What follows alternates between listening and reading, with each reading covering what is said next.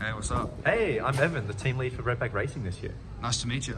Where are we right now? We're at UNSW at the School of Mechanical and Manufacturing Engineering, and we're outside Willis Annex, which is where we build our electric race cars. Nice. Should we take a look inside? Come on in.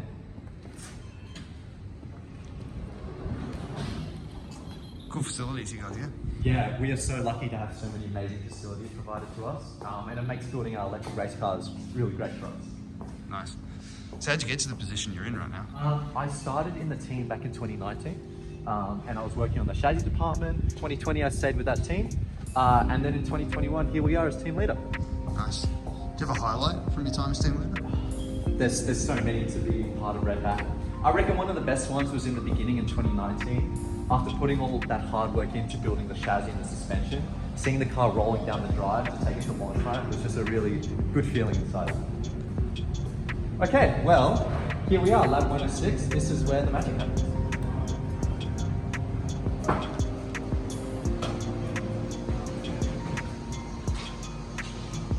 All right, here you can see a lot of our team busy at work. On the right here, we have our 2019 electric car, RB19E, and the guys are still working on this, getting it electrically ready. And then on the left, here's our new Challenger, RB21. So during COVID, we did all the design and the testing for the car, and now we're getting it ready to manufacture and then driven in the new year. Now let's meet the person in charge of all this lab work. What's up? Hi, I'm Kevin. I'm the technical director for this year. What's it been like being technical director this year? It's been great. Nothing to complain about. I got a great team, good support system working alongside me with this electrification of the team, with the both this car here. Unfortunately though, there was a slight hiccup we had to go through with the state lockdown, meaning we didn't have any in-person space to work with. So that meant that we had to delay manufacturing by about half a year or so. But now that we are back in, team's back up and running, doing all the things that we were meant to do, just a bit later. So you mentioned electrification of the car. Why have you decided to go electric? It's mainly because of the competition that we're in with. We're seeing fewer and fewer teams going into the IC side of things, which meant that we have to catch up early and make sure that we're comfortable producing electric cars and actually getting good results out of them.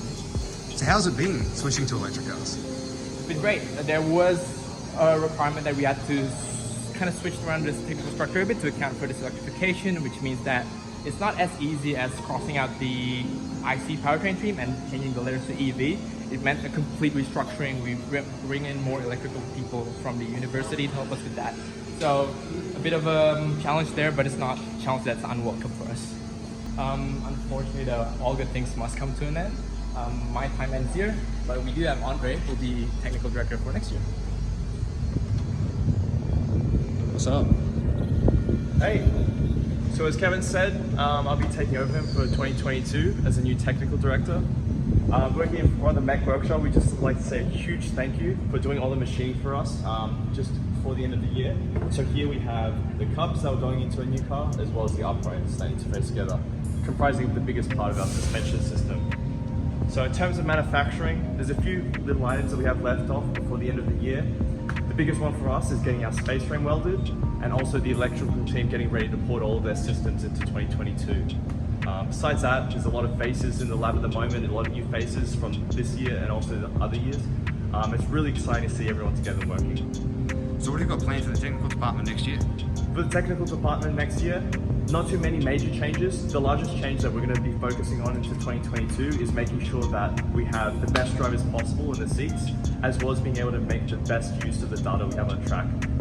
Track testing is really, really valuable for us, especially given 2 years where we've had very little to, if not any, testing. So essentially be able to get to track as fast as possible to ensure that we get to the next competition and be able to actually make the most out of it. Cool, thanks. No worries. So where are we now? We're about to go upstairs in the Willis Annex building. So what's changed for the team under your leadership? Yeah, look, as Kevin mentioned, on the technical front, we've switched powertrains from petrol power to fully electric power, which is really exciting for us. Also, on the business front, we've seen such an expansion in that department. We've got new media, design, external and internal relations people who are able to really increase the brand awareness of our team and really grow Redback as a whole. Speaking of our business department, here's our business director for 2021, Angela. Hi. Hi. So how's the business department changed in the last few years? Well, it officially exists now, which is really nice. Up until a couple of years ago, business was really just 1 or 2 people. But thanks to the foresight of previous team leads who believed in the importance of business, the team has been slowly growing. In fact, in 2021, business has officially had leads, much like tech. And with the incoming business director, Kyle, who has a business degree, I believe that the team will reach new heights. Howdy. So you have a business degree. How have you been able to apply what you've learned to the business team? So it's about your ability to look at a situation, understand the current state, where we need to be, and how to effectively use your resources to get it done. You need to let your theory inform your thinking, but not control it, because what you learn and then how to apply that to real life are very different. So knowing how to meter that is essential. So with the growth of the team that Angela mentioned, can you tell us about what you've got in the pipeline to keep that growth continuing into the future? Yeah, so previously we've been quite a small team. As Angela said, we're growing pretty rapidly, and that gives light the fact that we now have a lot more people and a lot more shared experiences and skills at our disposal. So it's about knowing how to organize our resources in the most effective way possible to really start achieving these ambitious goals that we've set. That's going to be like the real key. And next year, like, we really aim to build a community that empowers all engineers at UNSW. That's the big goal, and so we invite you to join us on our journey. So you've got some big goals for the team in the future. For a student-run project, it must be a challenge to do these kind of things. Are sponsorships a big part of how you get things done? Well, I think that if you're on Redback and something's not a challenge, you're probably doing it wrong, unless you're Kyle. But yeah, absolutely, sponsorships are a huge part of what we do. In fact, we spent a whole year developing operational strategies, objectives, and tactics for sponsorship specifically. And thanks to that, the team's alive. No joke, without the sponsors that we had this year and the year before, we wouldn't be here. And we can't wait to collaborate in the future for 2022. As Angela said, huge shout out to all of our sponsors. Without them, we couldn't build our cars that we build each year, our amazing electric race vehicles. And throughout the year, we're actually working on developing a lot more interesting things for our sponsors to really show our support. And come the end of 2022, when we get to showcase our brand new Challenger to all of our partners and supporters, we can't wait to show them what we've been working on and what their support goes into. And we can't wait to show our thanks to all of our amazing partners.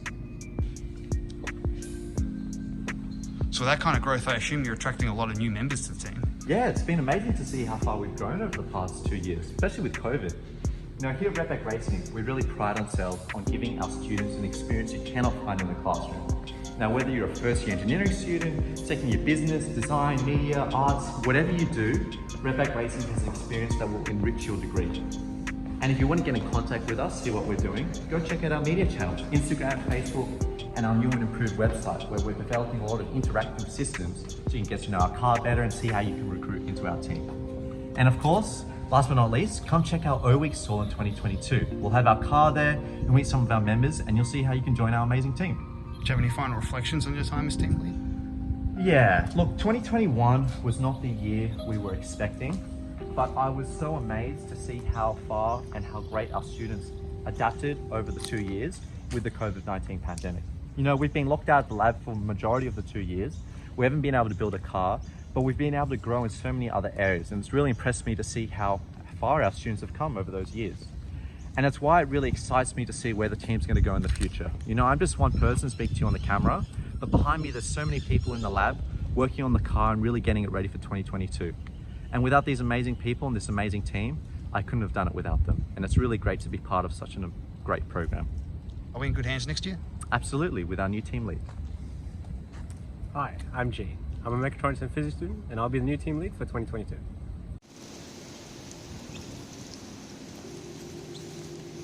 So how did you get to the position you're in right now? Well, in 2020, I actually joined chassis. And from there, I was actually working on the mechanical aspects of the car, involved with design, testing, and validation.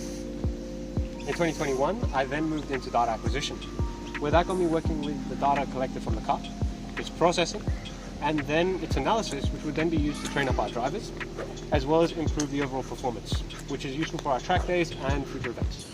I was then moved into the leadership role for data acquisition, and there I improved my managerial skills and was able to understand the importance of the interaction between all different aspects of the car and the different components and departments throughout the team. Cool. So are you looking forward to being team lead next year? Being a TL is an experience of itself. I am very grateful for this chance, as I believe it is my way of giving back to the team what it has given me. Experience and excellence to the extent which I will never have achieved because of my university degree. Nice.